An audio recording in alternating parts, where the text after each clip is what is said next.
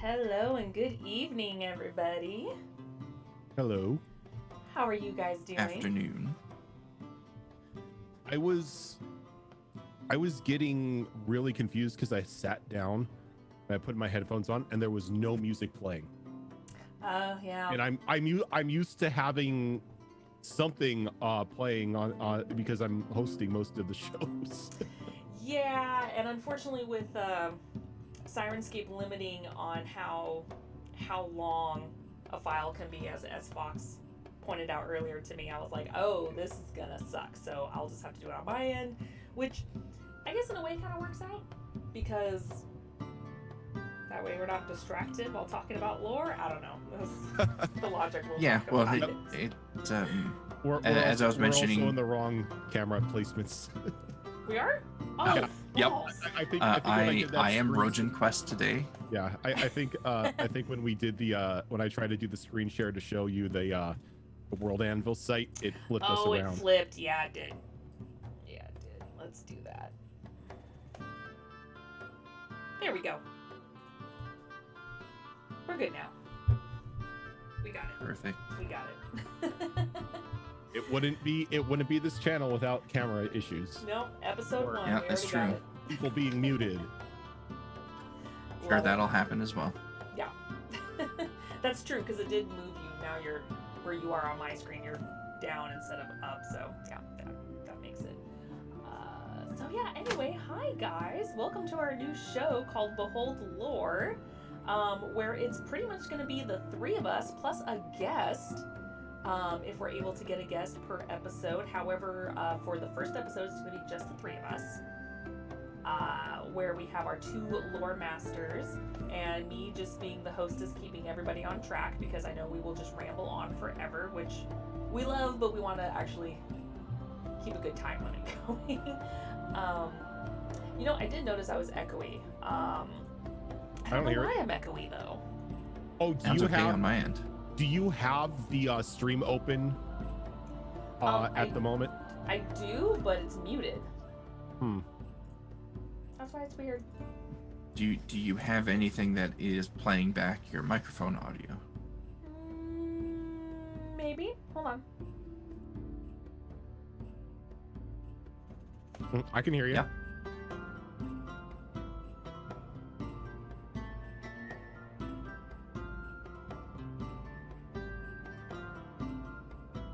Oh, I no, you can't hear you on. I can't hear you on the stream.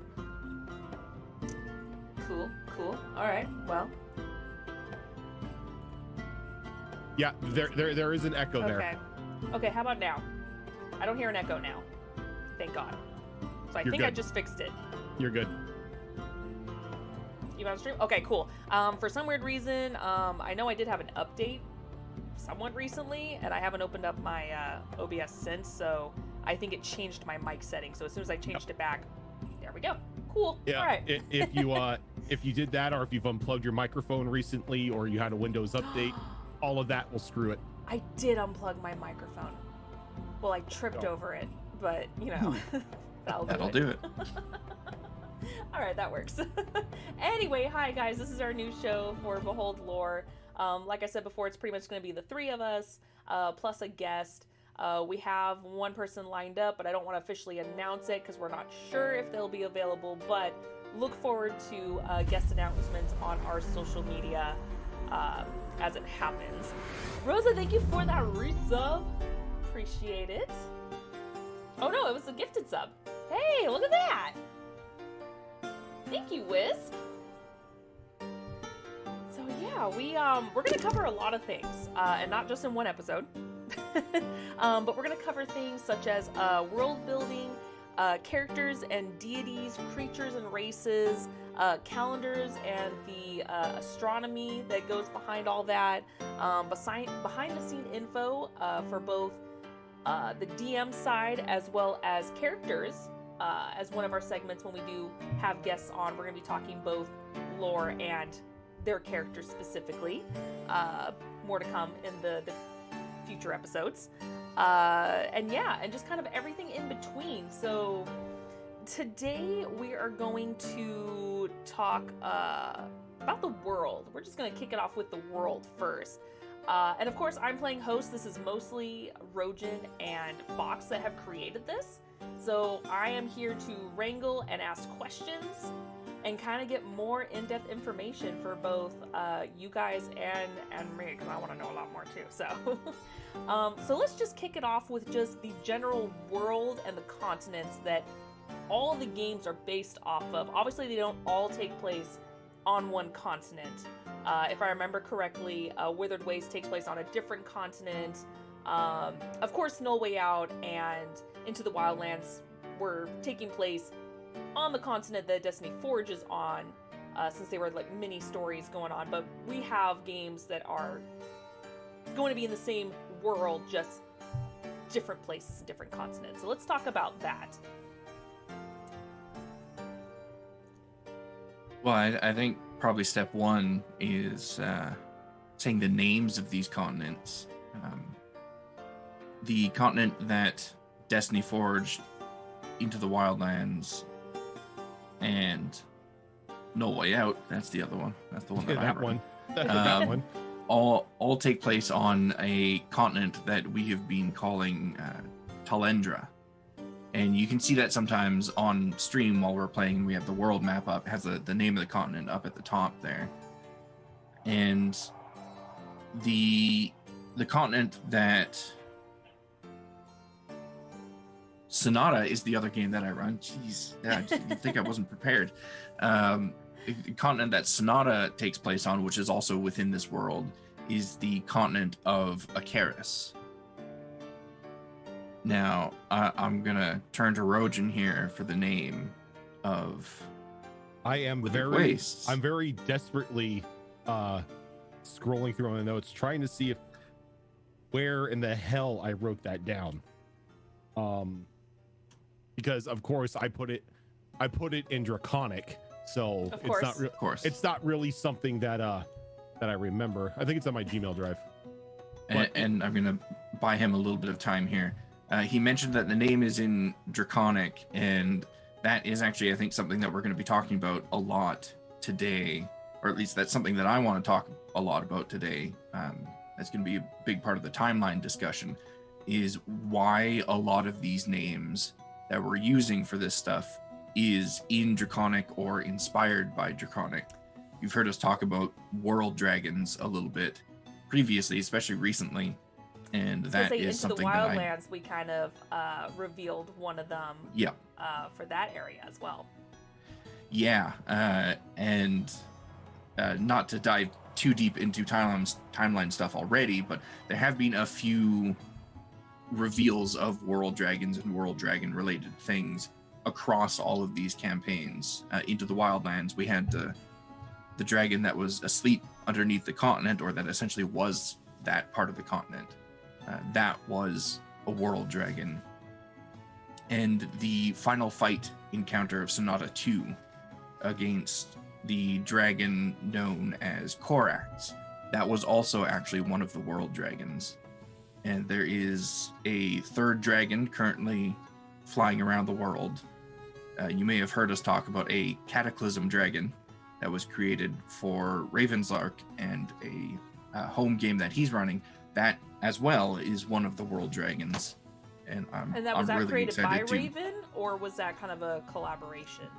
That was so Raven came to me at the end of one of our Destiny Forged games, and he's like, "Hey, I need a dragon that's like a world-ending creature, something that the players aren't meant to fight directly, but rather something that they have to try and seal away or just avoid."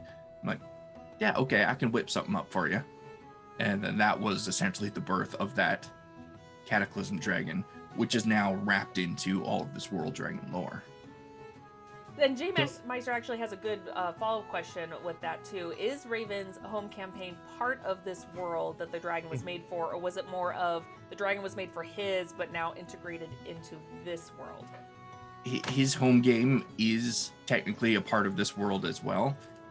All of these campaigns, as we've mentioned, are taking place on different continents.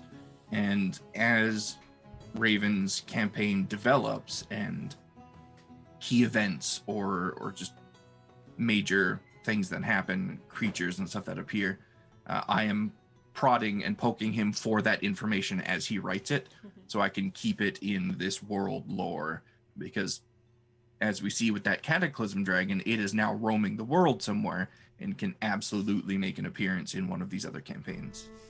Which now I think you should question, say absolutely will make an appearance in one of these campaigns. Oh, I'm sure. It's from what I remember, it's a very scary dragon. I feel like for us to even have a chance, maybe level 20 characters, but we'll have to see if we do encounter it. So with that being said, will we eventually, I guess this is more of a Raven question, but just to put it out there for now, would we probably play on that continent at some point in the future? The continent exists in the world, and I have a map for it. So I'm going to go ahead and say that it is absolutely possible that at any point in any of the campaigns, the players can visit that continent. Yep. So do we have a complete set of the world as of right now, or is it kind of a work in progress as we start creating more of these continents, and then we'll eventually get a whole globe? Work in progress. Because we keep work in progress, yeah. Like I think both me and HP Fox keep adding things constantly to like different locations in the world, either for like specific locations for where certain ores have come from to make the weapons that you guys have come across, to possible locations for future campaigns. Mm-hmm. Yeah. At the moment, I think we have 4, maybe 5 continents on the world, and we haven't decided on an actual like circumference of this planet, but we have discussed it being a very large planet. So there's plenty of room for more continents to be. It could very well be. I have a feeling it's like Mega Jupiter or something. It's just like this. I mean, why not? Enormous giant just floating around in space. Can't tell us it can't be a certain size. Why not? Yeah, so it's definitely a very large world, and currently, despite the size of the continents that we have, we only have a very small section of this very large world. Mm-hmm. But eventually, to answer the question, we will have a globe map for this world once it's full. Because so far we have, just to kind of name the continents, we have the one that Destiny Forge is on, Ravens, Withered Waste, and Sonata. Are those the 4? Those are the 4 that we've played on. There's also, I guess if that's the case, technically not Ravens then, because that was just, I just remember it was part of the world. Yeah. Ravens, and then the ones that you named are the ones that we played on. There's also the Northern Kingdoms, which I'm working on right now for campaign 3. Yep. That's for 3, yeah. So that will be the 5th place that we know of that for a continent. Are they all just based off of... So let's go a little bit more in depth. Let's go a little deeper. That's what we're here for the continents. They're all based off of world dragons and these powerful creatures, and the names are in Draconic. Does that mean that they are claimed territories of those dragons? Are they remnants of a dragon, kind of like where the Wildlands were? Or are they something more, or just something else entirely? So this is something that I'm like really excited to talk about, because I've been working on it a lot lately, and I know Rojan also has his own plans in place for some of this stuff. But the world dragons are, the way that I view them and the way that I've been writing stuff about them is that they are essentially legendary figures in the history of this world.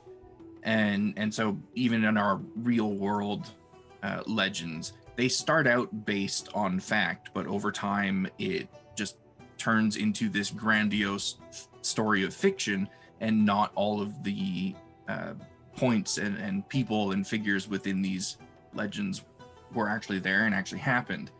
So the world dragons were essentially the recorders of the history of the known timelines.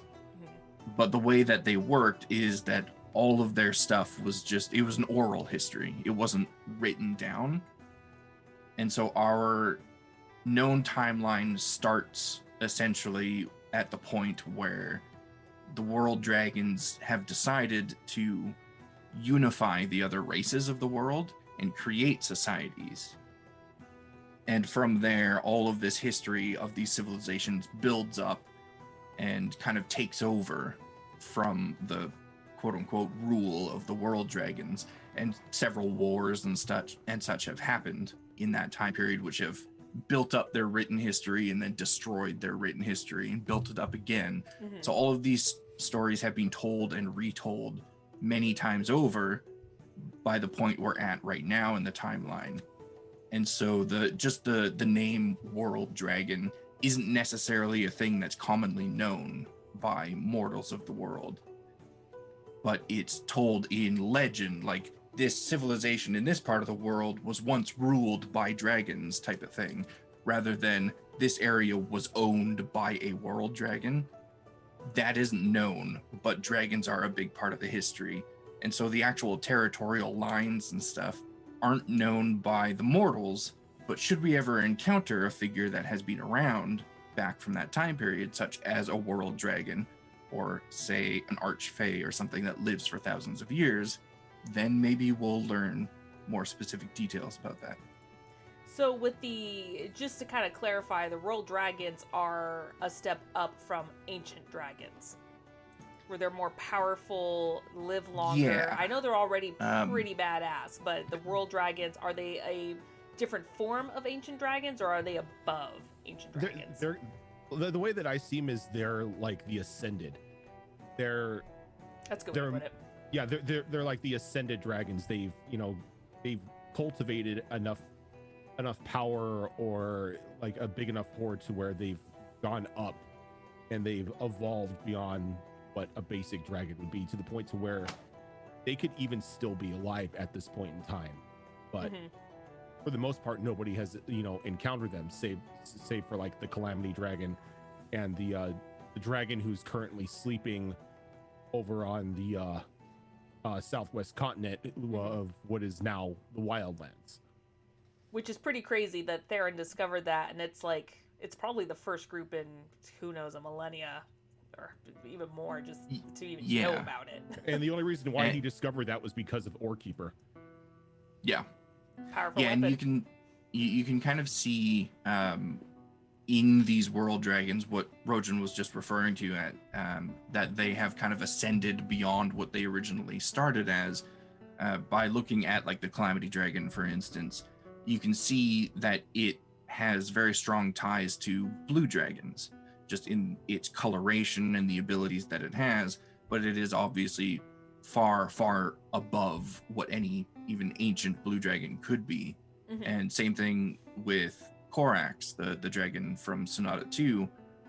In the way that it looked after the corruption was taken off of it, it had visual ties to white dragons, but it obviously had many abilities that white dragons only dream of.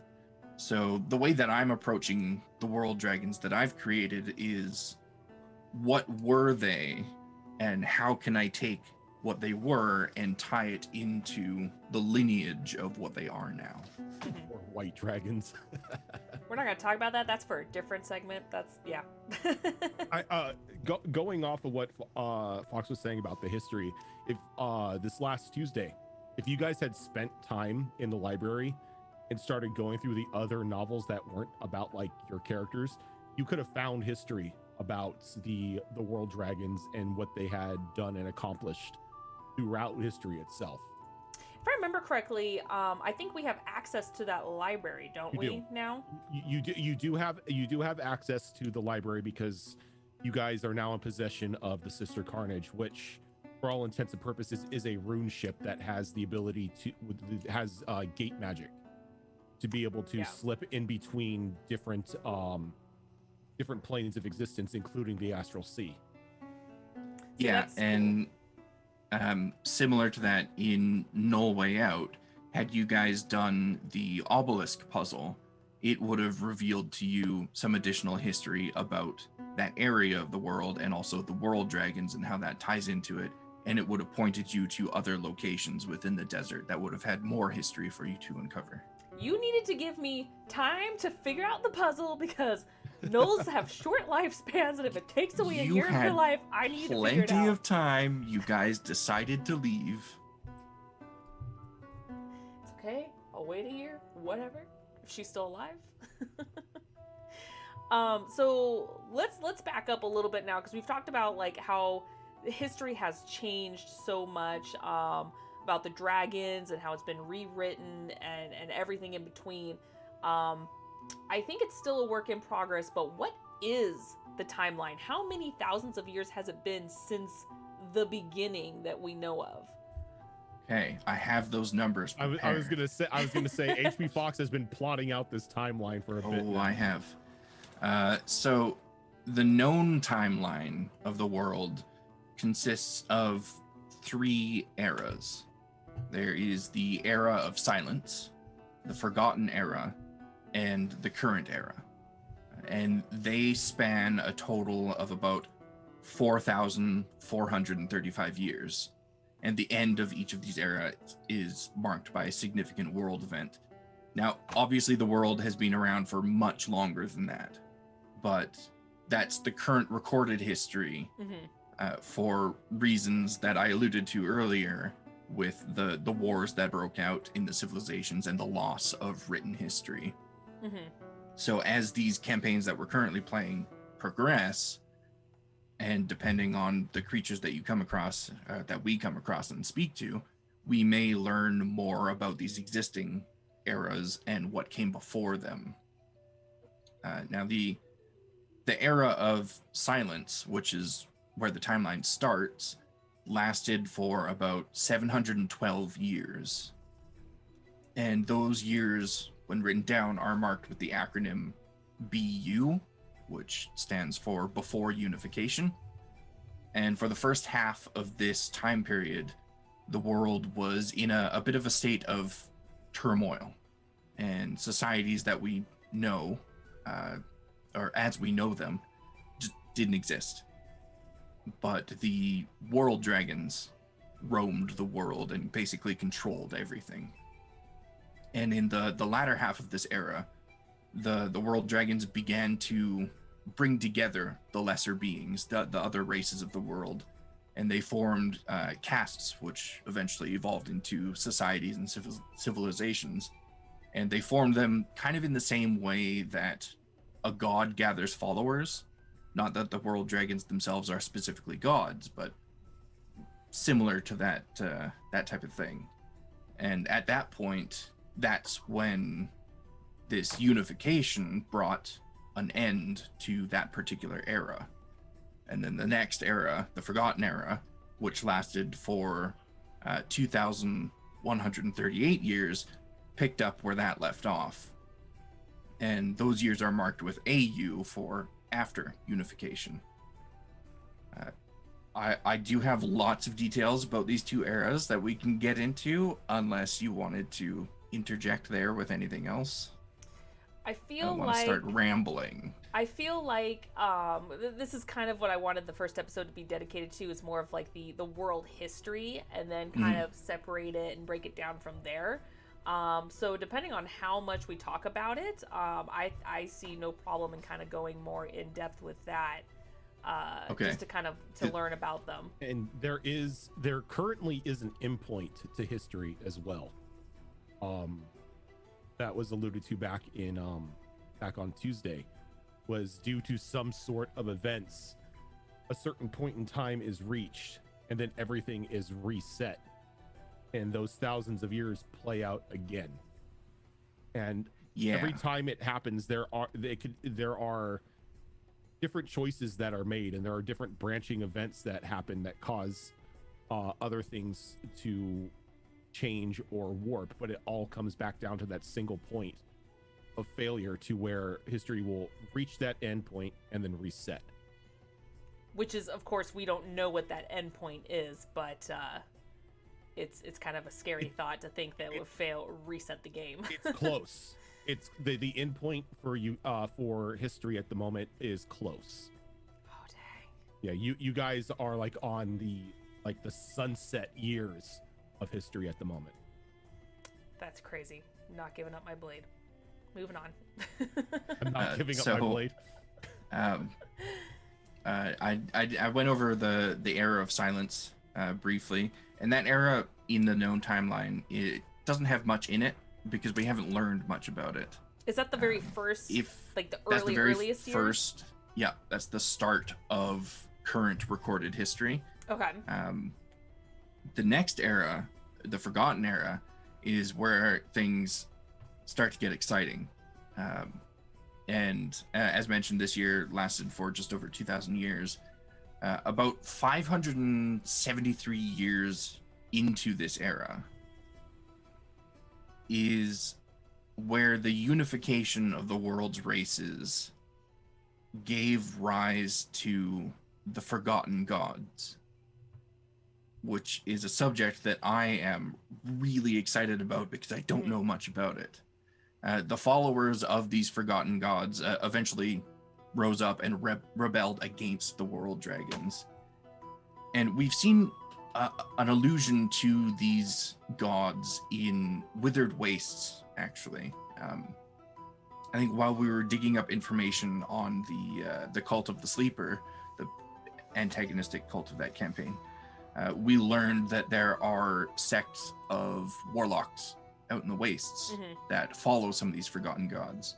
Yeah. And Rojan actually also hinted that a certain antagonist from season 1 of Destiny Forged was one of these forgotten gods. Yep. I actually have the forgotten gods designed out.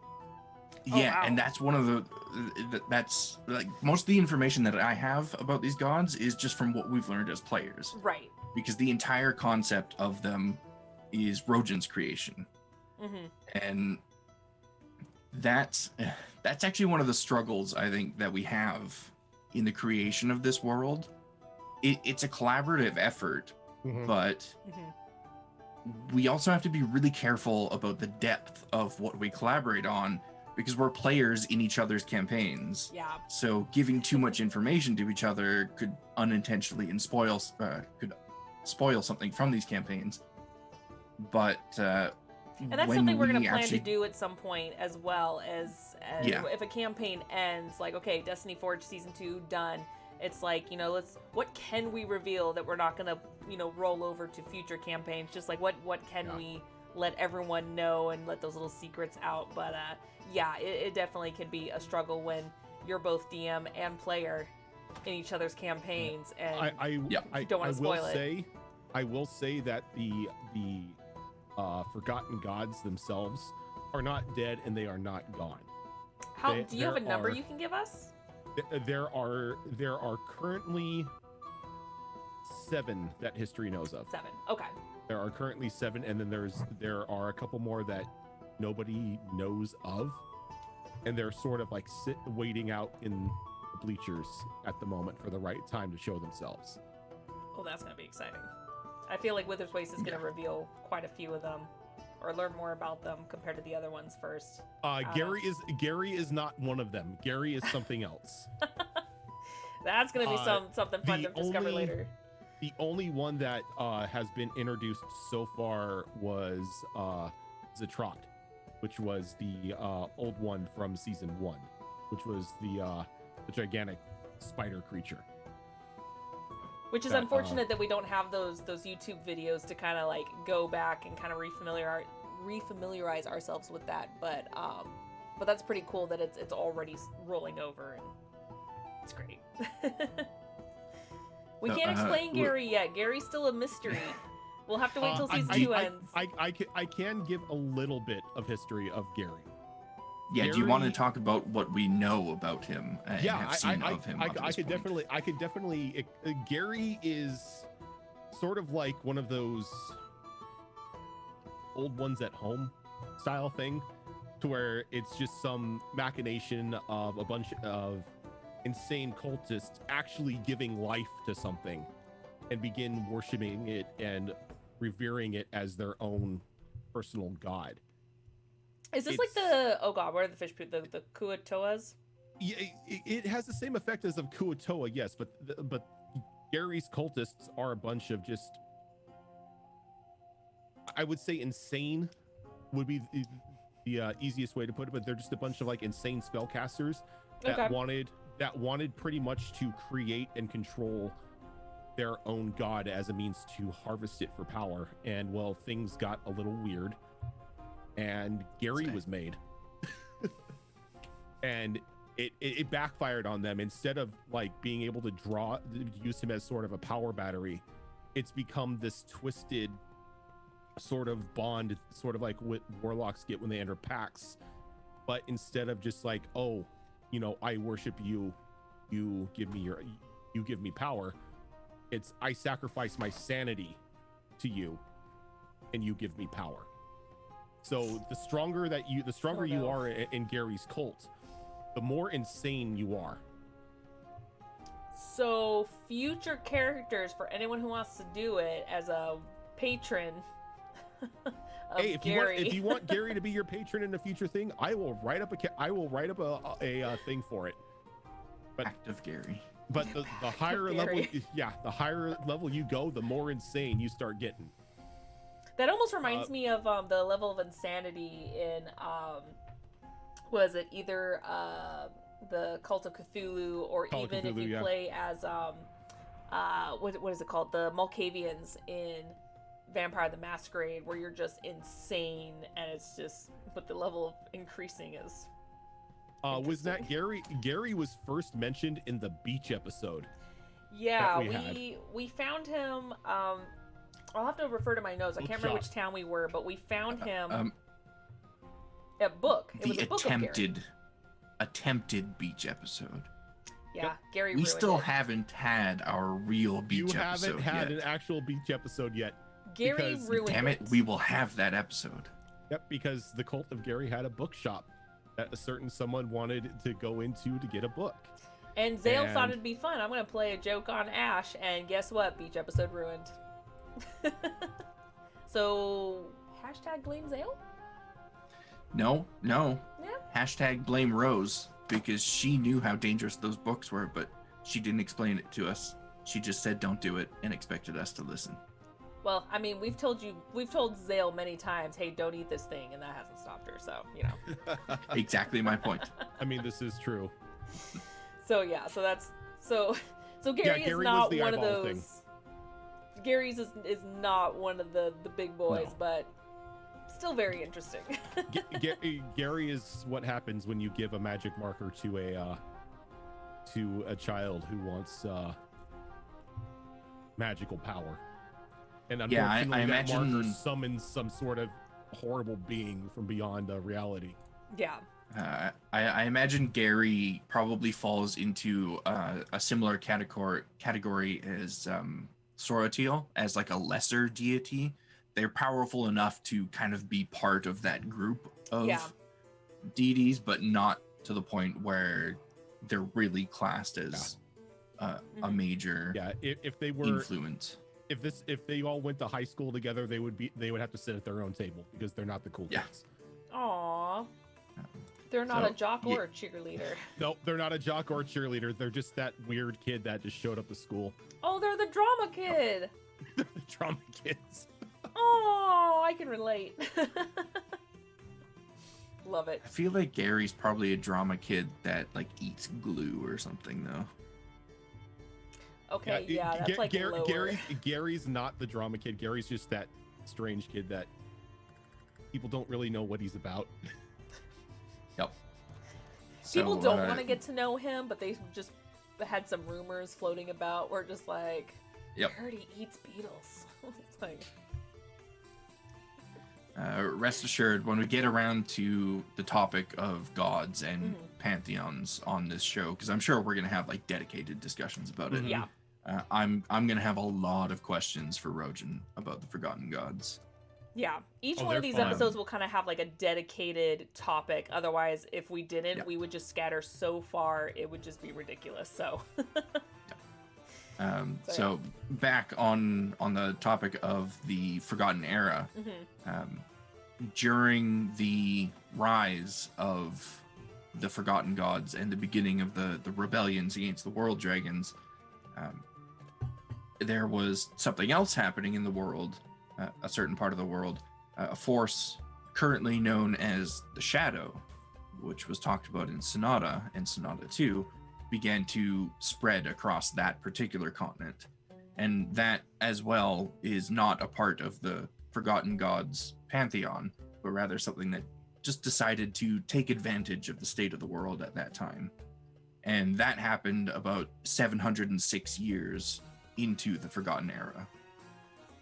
And then the build of the Forgotten Gods followers and that particular rebellion was a bit of a slow burn, because it was, as far as we know anyway, their first real big rise in the world.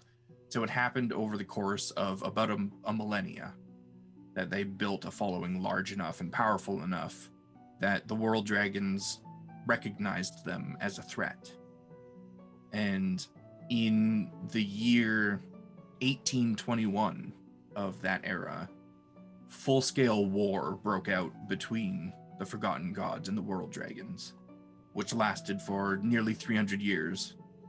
And that ended in the... I'm going to say defeat of the Forgotten Gods, but as Rojan mentioned, they weren't really defeated. Right.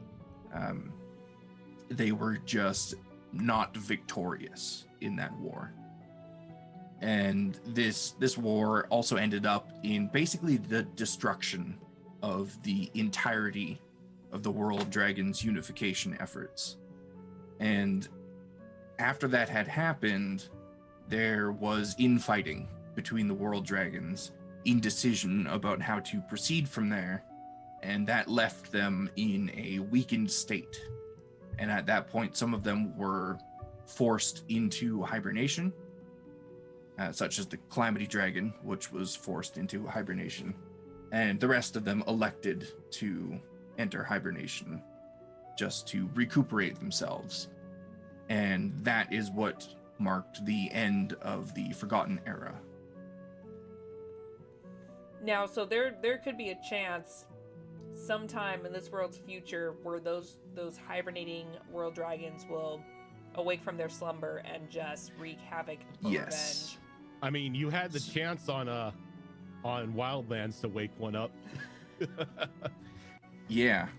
So that's actually we're going to touch on that specifically in the next era, the current era, which doesn't have a name yet, because typically these things are named after they end.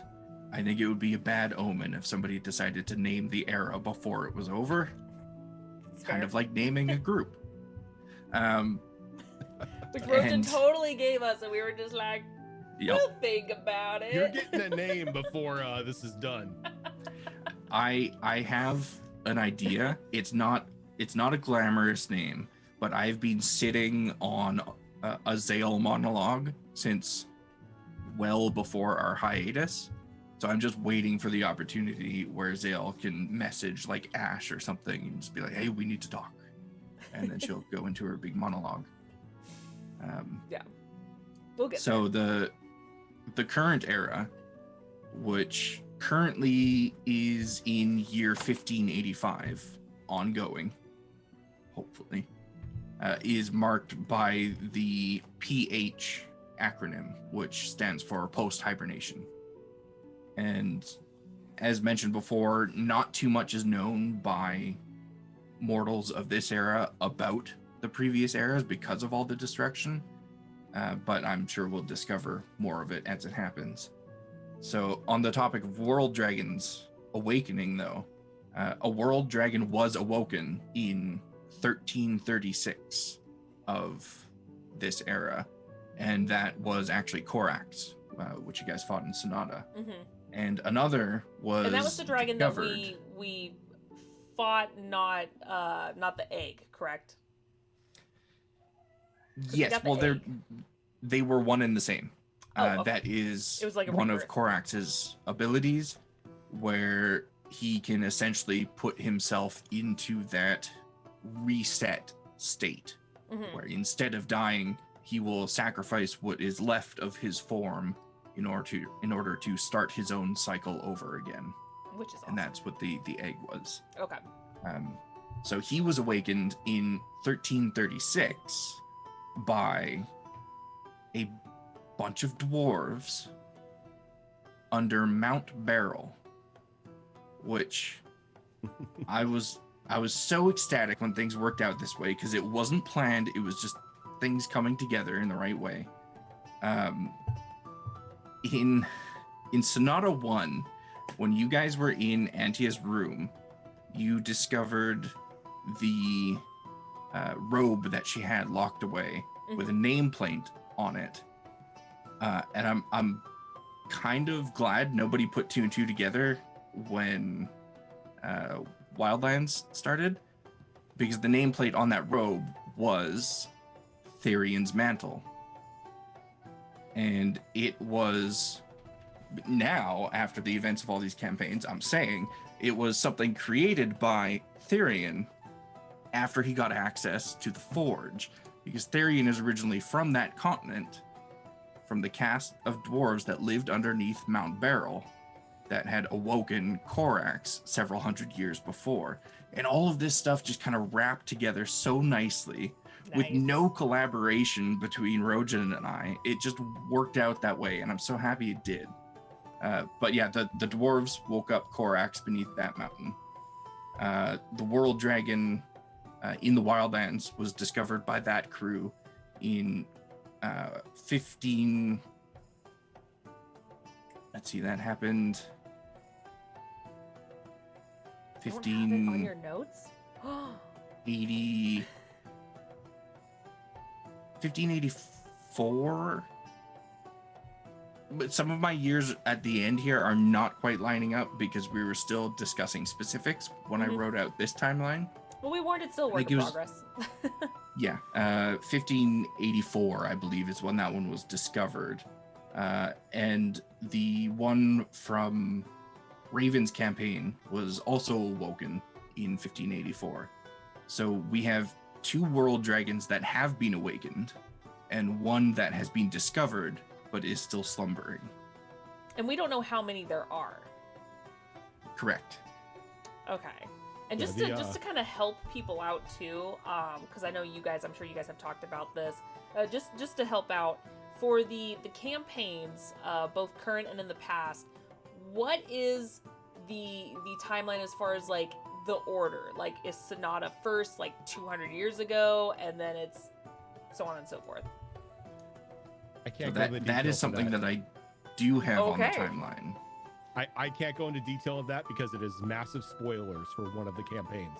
Okay, we'll put a pin in that. But if if I you think want Fox has some for his. Yeah, I can talk about the campaigns that I'm a player in and the ones that I run, because all of that information is already public. We've talked about that on stream.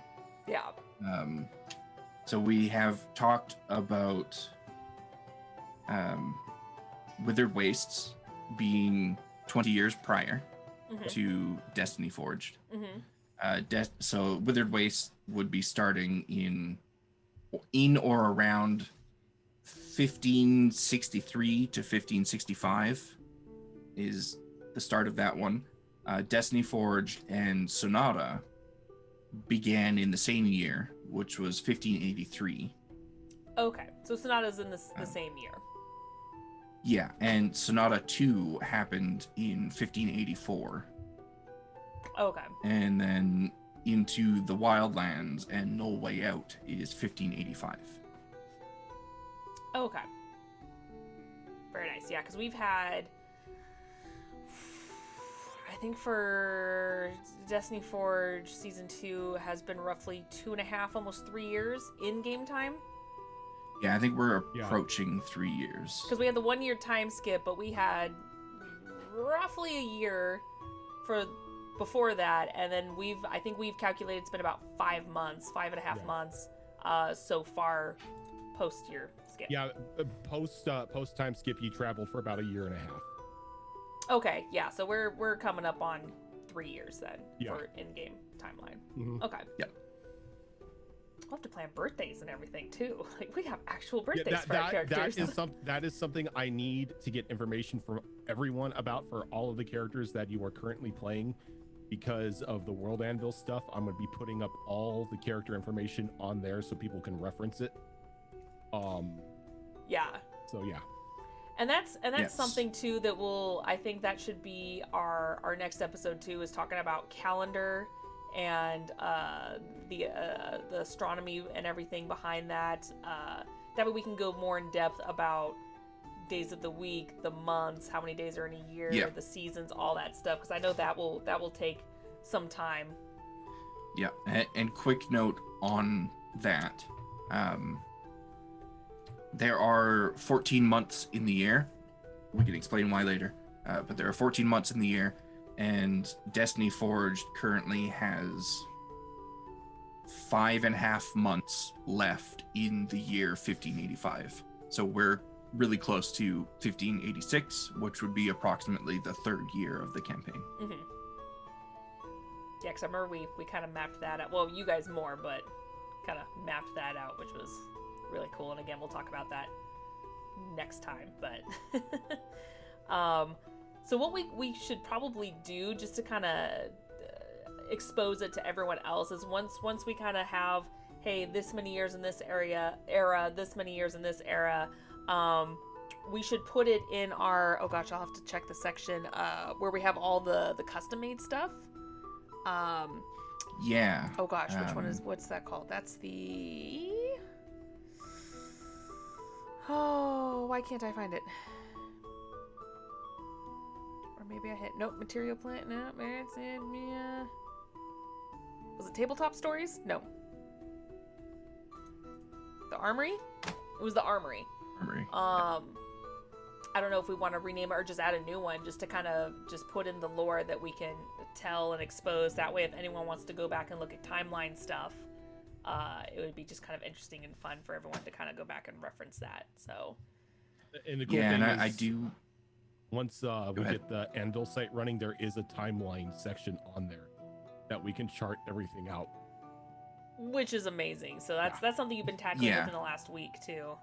Yeah, there's just way too much I have to learn with this thing right now. And I do have a visual of the timeline, the unified timeline, as well as the individual era timelines that I've been working on and tracking everything on. So I will, at some point, I'm sure, port that over to World Anvil, or just link that directly in wherever we decide to put this information. Yeah. So what we're gonna do, since we're approaching the 1 hour mark, and we want to make this roughly an hour and a half, we're gonna go ahead and just take a short break, and come back in just a couple minutes, and we'll just kind of talk a little bit more and do the wrap up. So just hang out with us, guys. Thank you so much for being here with us, and we'll be right back with some more fun lore stuff. Stick around, guys.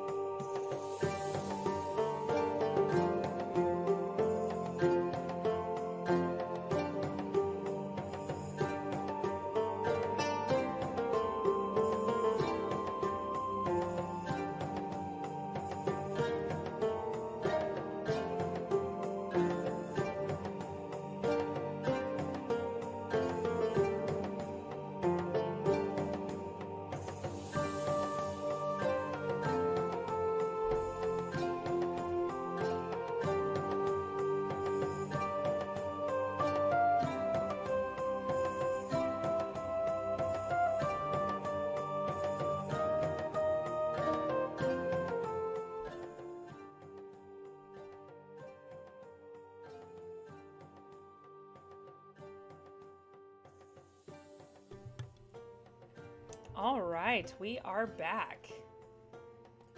Welcome back. There we go. So I have a bit of a treat here for those of us that are joining us live in Twitch chat.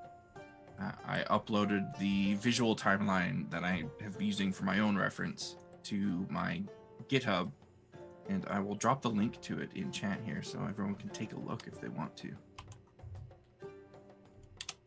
No spoilers on it. It's just about the things that we literally just talked about. Okay, so and this will post this in our Discord as well as so for those of you just listening without the visual aid, it is just like you said, the timeline of some events throughout the history of this world. So we'll have to post that in Discord as well. Yeah, I'll clean it up a bit. It's kind of messy because it's just been my own personal record thus far, but Right. I'll clean it up again and make it actually presentable for other people. And you color coordinate too, so I'm assuming the different colors represents the end of the era and then the beginning of the next Yeah. one. Okay. So on the first page, there's the unified timeline, so that's all three eras together. And then as you scroll down, you can see the era of silence and the forgotten era and then the current era. Which is awesome. So like you said, BU before unification, AU after unification, then post-hibernation PH. So Yep. that's really cool. So, and again, this will be fun to have, not only just for the players, but the viewers as well, to kind of keep track of all that stuff too, especially when we start adding more information as well as more worlds, because that'll be fun to have that as like a playmat or something, or even just like a poster. That'd be so cool to have Yeah. that just completely laid out at some point. And the information that's on this timeline, as we mentioned earlier, a lot of this isn't really known to the current mortals of the world. Mhm. But I imagine like high wizards and elusive historians and stuff currently in the world would have this information. They're just, they're wizards. They don't like to share. That's fair. So People it's with in the access- world. It's people- not the common knowledge. People with an Right. interdimensional library card, maybe. Yeah. Yeah, exactly. So just like I said, since we have a little bit of time left, dabble in some more information as far as the worlds. If there's anything specific of the timelines, because I think you only mentioned just one event that happened. That, or actually no, let me revise that. The first event, the big thing was the rise up of the world dragons and these powerful beings, and then the next event that's ended the second era would have been the end of that battle. Yeah. Well, so the start of the first era is when the dragons started to like talk to each other, basically. And then the end of that first era was them agreeing to form societies. And start of the second era was societies formed. End of second era was post-war, everything is destroyed. And then start of the current era is civilization essentially starting to rebuild itself without the presence of the world dragons. And what civilizations were around when this was happening, either earlier on or during the war? What kind of were some of the races that were around? Because I remember you mentioned that a lot of the races didn't come around until later. So who was around, Yeah. the primary races at least? Because I don't know how long this list is, but what are some of the races that were around then? So that's something that we haven't yet collaborated on. I'm sure we both, Rojan and I, have our own ideas of who was around and at what times. Roughly, in my mind, I would say that's when you'd have seen the oldest of the races, basically elves, dragonborn, dwarves, that sort of thing. Probably around the start to mid of the second era, the Forgotten Era, is when some of the custom races, the homebrew races that we have, were at their peak, like the Hargraven. There was probably way more of them around during that time. Not as much of them now, but not really rare. Mm-hmm. But their peak was then, and that's why you don't see them all over the place now. Mm-hmm. And that's another one that I'm actually really excited to dabble on in the future is custom races and creatures.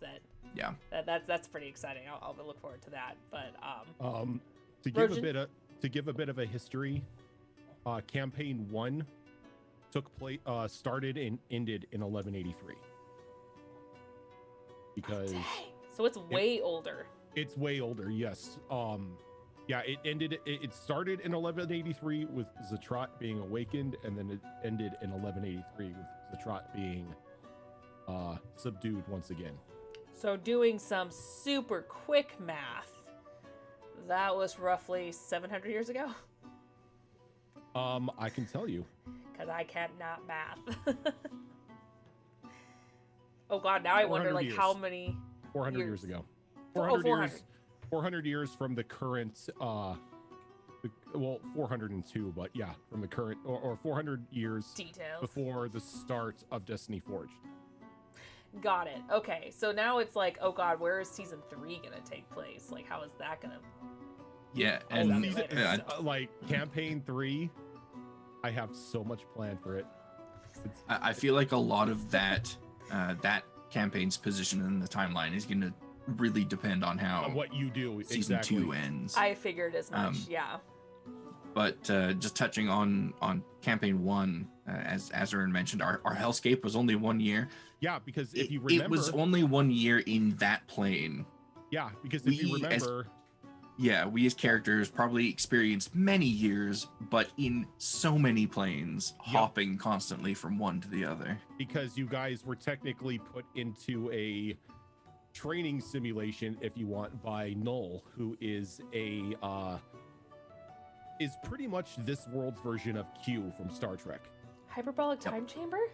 Yeah, it was pretty much a hyperbolic time chamber, but they traveled throughout numerous worlds that were all just a sort of grand illusion. And for them, it was a span of multiple years, but he did it because they needed to get stronger in order to stop Zatrat when he awoke. So in all sense of time, it was only a year, but to them it was like 5-6 years with like all the journeys and stuff that they had gone. Oh wow. Yeah, and so my character from that game, we've talked about, or at least I've talked about on the channel many times, how his story in that game ended. But I'm glad that we now have public confirmation that that campaign was part of this world as well, because I can now say publicly that a lot of tropes and triggers that I've been using in campaigns are derived from what my character in that game is doing post that campaign. So a lot of things like the dragon door, for instance, the golden door with the 3 dragons, that is connected to my previous character in ways that I'm not going to spoil. And for those who don't know, that's from the first Sonata. Yep. And No Way First Out. Sonata made a brief appearance in No Way Out. There were some items from Sonata as well that were tied to my character, and there is also one yet to be discovered thing in No Way Out that is as well tied to my previous character. It's not a character that I'm ever going to play again, but because of how his story ended in campaign 1, it has given me the opportunity to use his tomfoolery as story triggers in future campaigns, which is really nice. And he had a hoard too. He was just collecting. Oh yes, shit. His inventory puts the inventory of all my other characters combined to shame. So many magical items I had created in that campaign that ended up in that backpack that never got used. Yeah. I think he ended that campaign with, I want to say it was 14 magical items untouched in his bag. He just took them, put them in the bag. And a vast majority of them were customs. Yep. That Oh, never man. got to see the light of day. See, that's my fear right now, is if Ash reaches a point where she has to give up that blade. I still have that. What the fuck is that blade? It's the cursed sword. I still have that guy. And I'm like, oh, I don't want to. Oh, 'cause the I've used it- backbiter? Yeah, I was like, I've used it twice, and it made huge ouchies. And I'm like, we'll see. This was also when I was a younger Ash, and my con was not as high, so who knows? Who knows if that'll changed. But yeah, it'll be interesting to see if we maybe will even see some of those unique items scattered because of Cassie's tomfoolery. there Crowdy, is- no, you there's have not two. seen. You have not seen a reuse from me anyway for Oh, those okay. items. There is 2 items from his inventory that I have placed in the world. I'm not going to tell you which campaign, and I'm not going to tell you where, but there are Tease. 2 items that are obtainable that he technically still owns, but I forgot. have been taken. I forgot about the bank breaker. That one was That sword fun. was awesome. How could you forget about that? I forgot about the bank breaker. Every time you swing it, you got gold? No, it's Not quite. its power was derived for how much personal wealth you had, but in order to wield it, you pretty much had to pay it. Oh, you had to have a coin slot? And you had to... Oh no, it just took money from you. Oh, bitch. Ash would be so poor. Like, nope. Done. I mean, that came into play. It was Groudon's character that had it, and at Mhm. one point, he was too poor to use it. It refused to work for him, and it was great. Oh, that's... Yeah, it's a I mean, that would make yeah, sense. It would it's be a a sentient sentient sword. sword, Yeah, yeah. that makes sense. Because it's like, no, you pay me, bitch. That's another topic that I'm really excited to talk about on the show, is the items and Yeah. such that we've created for these worlds. That will 'Cause definitely some of them be on the are list. persistent across these campaigns, which is great. Yeah, Yeah. I told Shadow Fox what the question mark on the Star Slinger did, because he never got to use it. Aww. Yeah, he asked me what it does, and if he would have used it, it dealt void damage. It was a void bullet that when it was fired, whatever it hit, the bullet would then collapse and then form a miniature collapsing black hole in that area, and it would have just caused all sort of chaos. Well, if you didn't have that epic ending that was emotional, then we probably would have known. Who knows? That's Look, still really cool, though. Look, I wasn't expecting someone to wish for the item that you guys were searching out, and make a pact with the lich that was inside of it. Yeah, it made for a great story, though. The ending was just like bittersweet. It was really good. Again, that was Into the Wildlands for those who didn't know, with Shadow's character. But yeah, that's definitely on the topic of the items, the creation of the items and everything too, both existing and are out there, and others we probably won't even talk about because fun stuff, fun secrets, I'm sure. I'm really eager to talk about that sword that Tam's character pulled from the Winter Wolf near the end of Sonata 2. Yeah. I was expecting you guys to come across that sword much earlier in that campaign. I actually had it placed in Sonata 1 as well. But it was right at the end, and we were on a timeline, or had a time frame that we had to meet with that campaign, so I couldn't dive into it. Eager to do what the so rollover was. on another episode of this show. Yeah. So we're actually, I mean, you'd be surprised how wonderfully and horrible the time flies when you're talking lore stuff. So just, I don't want to jump into anything else just because we'll just keep talking, which is fantastic. But we do have a few minutes left if you guys wanted to add anything additional on top of the history, the very old history of this world. For instance, Rojan, did you want to dabble on more of that dragon if you're able to reveal it over on that island from Into the Wildlands? I can't. She is still in play. Okay, that's So, fair. She is currently still in play, so there's not much I can dabble on in that one. That's fair. I will say that to give a little bit of a teaser, Withered Wastes will be dealing with 2 separate of the Forgotten Gods. That'll be cool. That'll be a perfect opportunity. There's that campaign has so much chaos that will ensue, I'm sure. And since you guys have visited the library and you guys spent time reading some of your books, the end point for history and the reset is 1590. Oh wow. Okay. So kind of backing up just a little bit with that, then will we be able to see, because I know we've talked about it, will we be able to have a continent map soon for Withered Wastes and Sonata? I have to do a very shitty MS Paint rendition so I can give it to HB Fox. Okay. He can do his magic with the maps, because I can't draw, I can't plot things. I just sit here and I think of wacky ways to, torture you all. It's like, oh, you plot things, just not on paper in a artsy way, but I have 0 maniacally. artistic talent. And for Sonata, we will have a continent map for that. I am planning to reveal it to everyone during Sonata 3, because much of that campaign, at least the start of it, will be taking place in the capital of that particular continent. So, do we have a ETA on when Sonata 3 might be? This year, Summer sometime. 2021? Possibly, more likely near the end of the year, as the other sonatas have incidentally been taking place.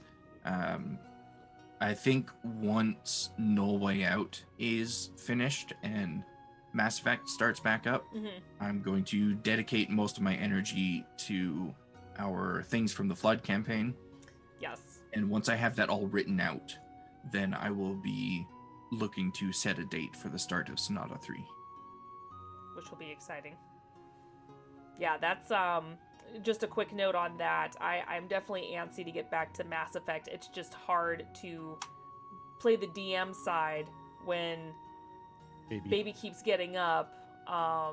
So at least with here, I can have my headphones unplugged so I can hear you guys talking while I walk away to go deal with her, but it's not quite as easy to do when you're the DM. So unless you guys want to just RP, where I'm like, hey guys, RP, I'll be back. It just it kind of ruins the mood. So yeah. I'm in no rush still. I mentioned this to you several times privately. I think that just take your time. No Way Out can continue indefinitely. So there's no worries there. And I see Shadow Fox mentioning in chat that I think he was referencing Sonata needs a quarterly installment. Dude, I am refraining because I want to so badly. Just do a and campaign, I think man. When No Way Out is over, I'm gonna have this like DMing void in my life, and it's gonna be so difficult not to just fill that with a persistent Sonata campaign. Just do a Sonata campaign. Persistent Sonata campaign, new characters. Everyone starts off at level 1. Every quarter of the campaign, I will switch out my Eladrin elves and. There you go. Because as much as I would love to keep playing them, I'm like, no, I gotta keep the theme going. I gotta do summer and spring. Or no, yeah, that's right, because I did fall and winter so far, so yeah. Yeah, and I have enough content roughly planned for Sonata that, like, there's gonna be probably a Sonata 12 at this point. Oh, Jesus. Because they're not even one-shots anymore. They're just like, here's a little... As I mentioned when we were talking about the timeline, I briefly mentioned the Shadow overtaking the Sonata continent during the rise of the Forgotten Gods. The Shadow is coming back, and that is not something that can be dealt with in 4 sessions. Very true. So, yeah. Not to mention with the current group of travelers that we have in the Sonata campaign, do you trust any of them to take on the Shadow? I don't trust any of them to stay in an inn room for one night. My character would. Except you didn't. I'm sorry Adrian, that I'm sorry that Forge is a Swiss Army knife and could just disassemble a lock and then put it back together instead of just unlocking the door. I was like, okay, like Snowdrop would it, Adrian would. But yeah, so that's something we'll talk more about in the future. But just to kind of wrap it up, otherwise, again, we will just talk and talk and talk because it's so much fun. First of all, I want to thank both Rojan and HB Fox for being here and just rambling all that wonderful lore to us. We will, like I said, keep an eye out on our social medias, both Discord and Twitter, once we do have a finalized guest for next time, which will be fun if we can do that, if it does work out. We don't exactly have a topic for next time, but kind of somewhat in order. Probably continue a little bit more on the lore of the world and kind of diving more into the calendar and the astrology, I think would be the next segment to dabble on, because again, it's not like us in real life where it's 365 days, 12 months. You know, it's a whole new thing. So it'll be fun to kind of map out that calendar. We and the weren't seasons. lazy with our calendar like Wizards was. Wait, what? We weren't lazy with our calendar like Wizards was. Oh no. I mean, I'll probably go on a tangent about that next episode. Oh, Yeah. don't worry. We could dedicate an entire show to us going on tangents about the design of 5th edition. yeah. I mean, they did good. They just got real lazy right at the end. A challenge rating 23 dragon should have more than 200 hit points in an 18 armor class. They were like, oh right, we gotta do that. This. Nobody plays past level 10. Whatever. Well, now we have to do It just- a calendar and everything too. I think it'd be fun. yeah, 360 days they came up with for their calendar. They had 5 days left that didn't fit in to match it up with the real world calendar, and they're like, okay, well, let's just throw an extra 5 days in that aren't part of any month, aren't part of any specific week. They're just 5 like leap year days that happen every year, so we can say our calendar is 365 days. Come on, Wizards. It's a 5-day month that's called Smarch. That's it. Smarch. Yeah. Yep. It's Smarch. I like it. But that'll be fun to see. Obviously, we won't have like an actual calendar or anything. That'd be a fun project to do in the future. It would, yeah. I thought about it. It would be good. I think that'd be something super fun to have. I just got an idea. Oh yes. A sexy calendar. Oh, I was thinking it. That's And what you I was said thinking it! about, like a pinup calendar A or pinup something. calendar of the Yes. characters Yes. with the 14-month cycle. This is the start to the sexy pillows. I don't know.